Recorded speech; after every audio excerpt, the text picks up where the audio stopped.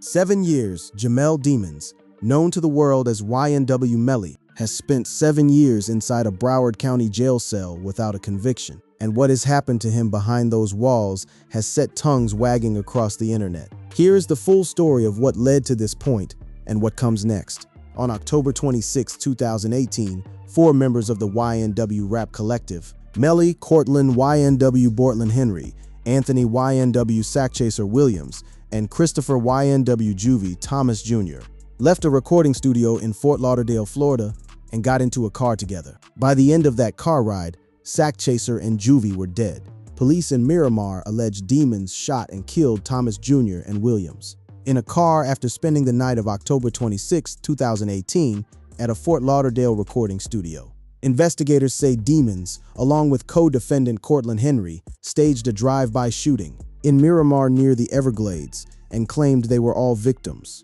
That is the version the state of Florida has maintained from the very beginning. The defense has maintained the opposite, that a drive-by shooting is exactly what happened, that there was no staging, and that Melly had zero reason to kill his own friends. On February 13, 2019, Demons was charged with 2 counts of premeditated murder in connection with the October 2018 shooting deaths. Authorities purport that Demons conspired with fellow YNW rapper Cortland Malik Henry to stage the double murder and make it appear as if they were fatally injured in a drive-by shooting.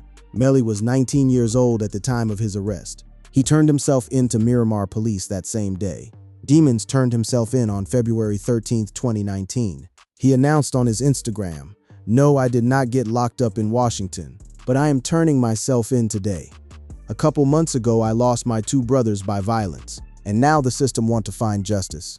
That post is now more than 7 years old. Melly has been inside the Broward County jail system ever since. No conviction, no acquittal, no resolution. If convicted, he faces either life in prison without the possibility of parole or the death penalty. And the story of what has happened between his arrest and today involves a hung jury, a co-defendant's plea deal, dropped charges, lawsuits against the jail, solitary confinement, and a retrial that has been pushed back to 2027. To understand how we got here, we have to go back to the beginning, who Melly was before the murder charges, and how a rising star in hip-hop ended up in a situation that seems to have no end. Jamel Maurice Demons was born on May 1, 1999. He grew up in Gifford, Florida, a small, unincorporated community in Indian River County, far from the spotlight of Miami or Fort Lauderdale. Trouble came early. Demons was arrested on October 19, 2015, on 3 counts of aggravated assault with a deadly weapon and 1 count of discharging a firearm in public after firing shots at 3 people near Vero Beach High School. Demons spent a year in jail before being released on probation. He was barely 16. After that release, the pattern repeated. In 2017, Demons was arrested for violating probation and spent several months in jail before being released in March 2018. But during those months locked up in 2017, something else was happening. In late 2017, while still incarcerated, Demons released his first project, an EP called Collect Call, which contained features from numerous well-known artists, including Lil B and John Wicks. Music was the way out, and the music worked. He rose to fame in 2018 following the release of his single Murder on My Mind, a trap song that explores homicidal ideation. The irony of that title would haunt him. Murder on My Mind peaked at number 14 on the Billboard Hot 100 and led him to sign with 300 Entertainment. Mel kicked off his career with the Collect Call EP in late 2017, before releasing his debut mixtape, I Am You, during the summer of 2018, which included his breakout hit, Murder on My Mind. Things were escalating rapidly. The label released his debut commercial mixtape, I Am You, 2018, which was met with positive critical reception along with its follow-up, We All Shine, 2019. But the legal problems never fully went away. Demons was arrested on June 30, 2018, in Fort Myers, Florida, for possession of marijuana, possession of weapon or ammunition by a convicted felon, and drug paraphernalia. Demons was again arrested on January 3, 2019, in Fort Myers for possession of marijuana. Then, just weeks after that marijuana arrest, everything collapsed. On February 13, 2019, Demons was charged with 2 counts of premeditated murder. in connection with the October 2018 shooting deaths in Fort Lauderdale, Florida, of two YNW associates described as his close friends. Once a fast-rising hip-hop star, Melly's career came to a crashing halt when he was hit with capital double murder charges in 2019. He was 19 years old, his music was blowing up, and he was now facing the death penalty. The YNW Collective, this tight-knit group of young rappers from Florida, was shattered. Two of its members were dead. Two others were accused of killing them. And the question at the center of it all was one that prosecutors and defense attorneys would spend the next several years fighting over. Did Melly shoot Sockchaser and Juvie from the back seat of that car, or were they hit in a drive-by? The path from arrest to trial was glacially slow. The case has been endlessly delayed by the COVID-19 pandemic, a death penalty appeal, a hung jury mistrial, and then an evidentiary appeal. COVID-19 pandemic restrictions also contributed to court delays in 2020 and 2021. Filing after filing, motion after motion, the calendar crept forward, while Melly sat in Broward County Jail. Since the night of October 26, 2018, the jury selection for the trial of Demons started on April 11, 2023. The trial began on June 12, 2023. Prosecutors sought the death penalty. The prosecution's case leaned heavily on forensic reconstruction and digital evidence. According to the prosecutors, forensic and video evidence point to Demons as the killer. Surveillance footage showed him taking the seat inside the car, from which experts determined the shots were fired. Their theory was stark and methodical. Demons alleged the victims died as a result of a drive-by, even though prosecution evidence showed the fatal shots that killed the pair had come from inside the car. Demons and Henry were accused of parking, exiting the car, then staging the killings by shooting back into the vehicle, after which Henry solely drove the victims to Memorial Hospital in Miramar, where they were pronounced deceased. The prosecution also pointed to a chilling piece of digital evidence. Prosecutor Christine Bradley claimed that Demons confessed to murdering Williams and Thomas when he stated on Instagram direct messages in response to a question about their deaths, "Shh, I did that." The defense pushed back with force. Defense attorney David A. Howard stated that there was zero motive for Demons to murder his friends, and that the state's case is riddled with reasonable doubt. Howard's argument was pointed. If the state spent 4 years investigating and still couldn't explain why Melly would kill his own friends, then the whole case was guesswork. He went on to discuss his perspective. And if after 4 years of investigation, the state comes and says, "Hey, he killed 2 of his best friends," and you're wondering why, and their answer is, I don't know. That's the first indication that they're just guessing and don't know what they're talking about.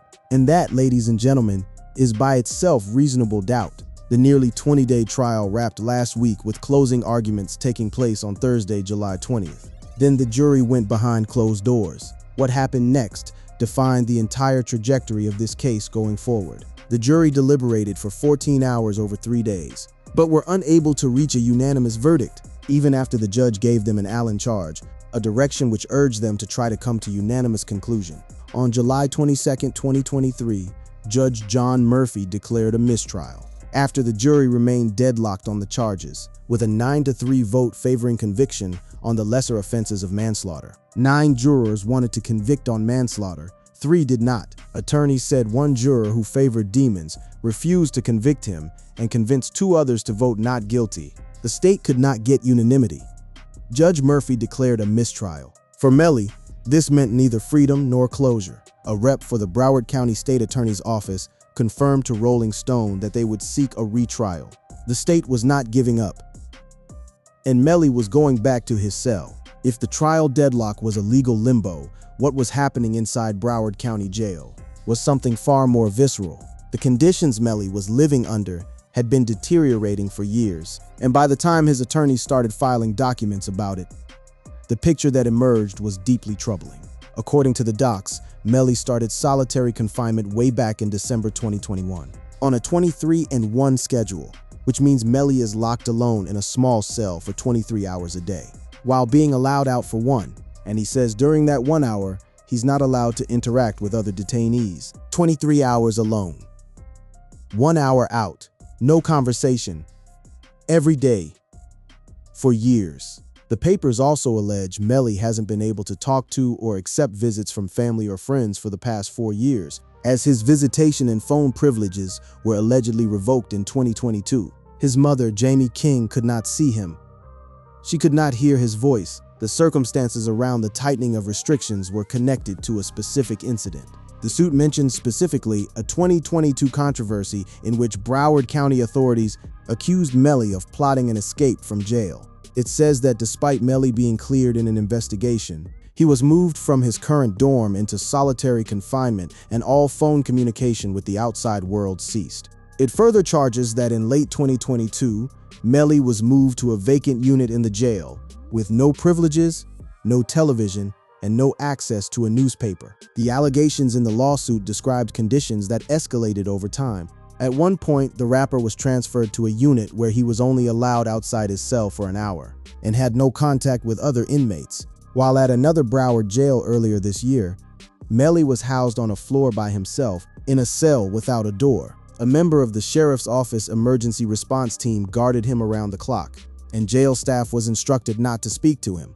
A cell without a door. Staff instructed not to speak to him, a guard watching him around the clock. His attorneys argued this was not a security measure. It was psychological destruction. His attorney stated, "These restrictions are not related to any legitimate security concerns and are instead punitive measures designed to deteriorate Melly's mental health and impede his ability to prepare for his trial." In November 2024, attorney Michael Pizzey filed a federal lawsuit against the Broward Sheriff's Office. YNW Melly is demanding to be let out of jail in a new lawsuit, claiming that the conditions he's subject to while awaiting trial on murder charges are cruel, unusual, and beyond belief. The petition claims Demons has not been permitted to make a single phone call or have a single visit with his family, including his mother, in over 3 years. The Broward Sheriff's Office responded with a markedly different characterization. The jail does not utilize solitary confinement. Rather, Mr. Demons has been placed on administrative segregation, which is a classification resulting in an alternate living assignment for an inmate, whose placement in the general population poses a serious threat to the safety of staff or inmates or life and property.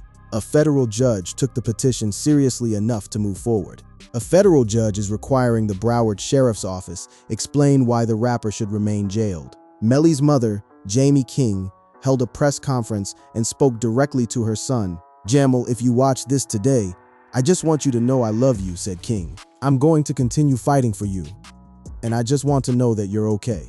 I just want to hear your voice and see your face, and I'm going to get you home."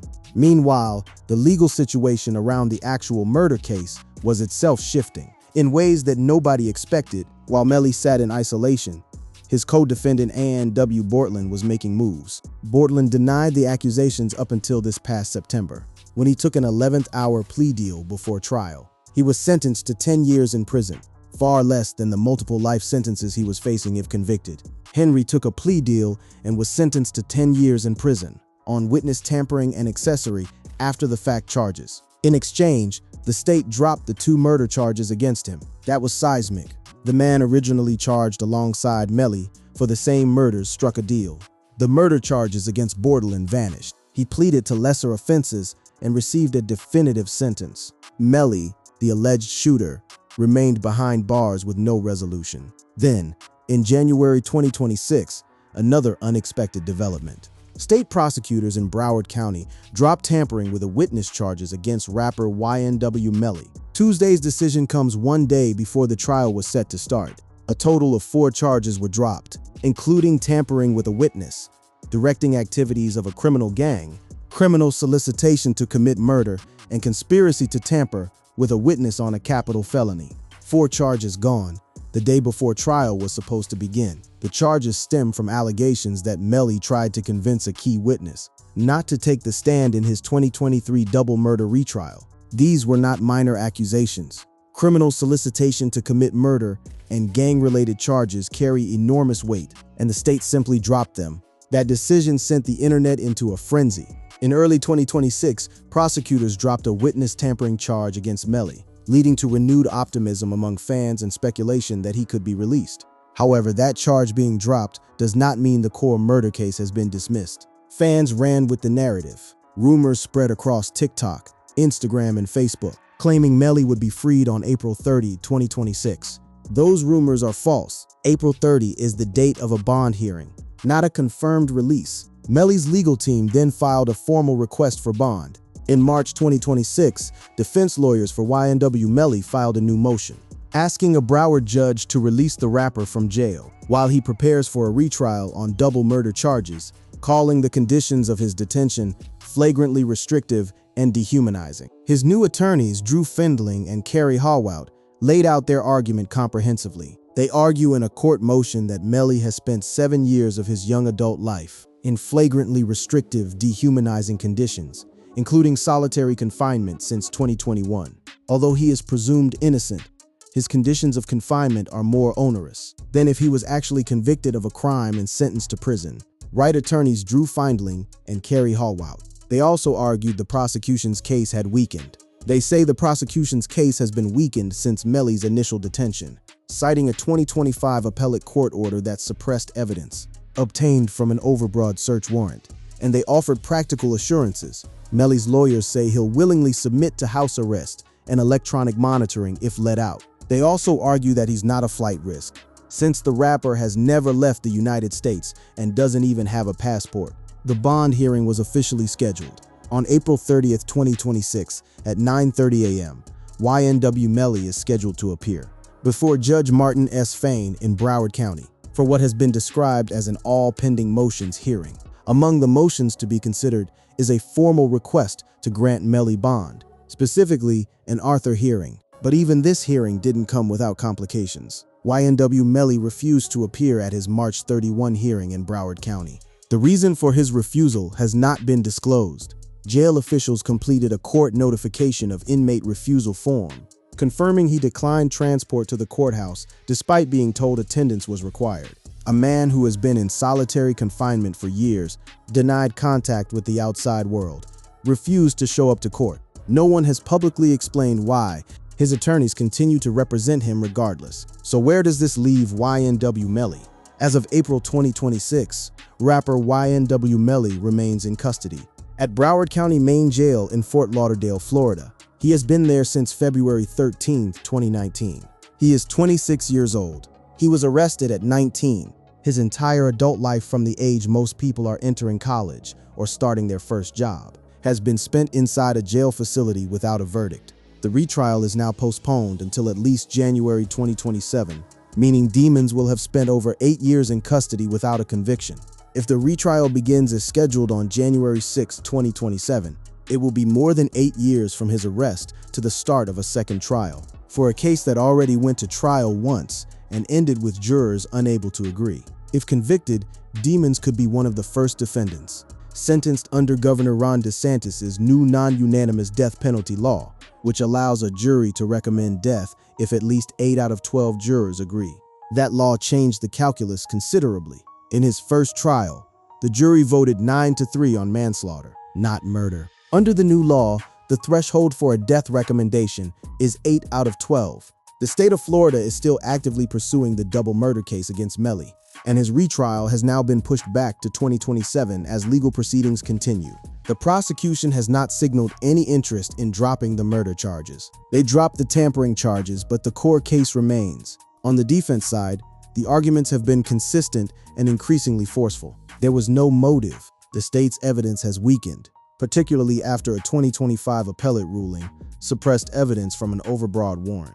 Bortland's plea deal undermines the original narrative and the conditions Melly has endured behind bars. Years of isolation with no family contact, no phone calls, a cell without a door, staff instructed not to talk to him. All of this, his attorneys argue, constitutes a violation of his constitutional rights. As a man presumed innocent, the Broward Sheriff's Office maintains that the restrictions are an administrative classification.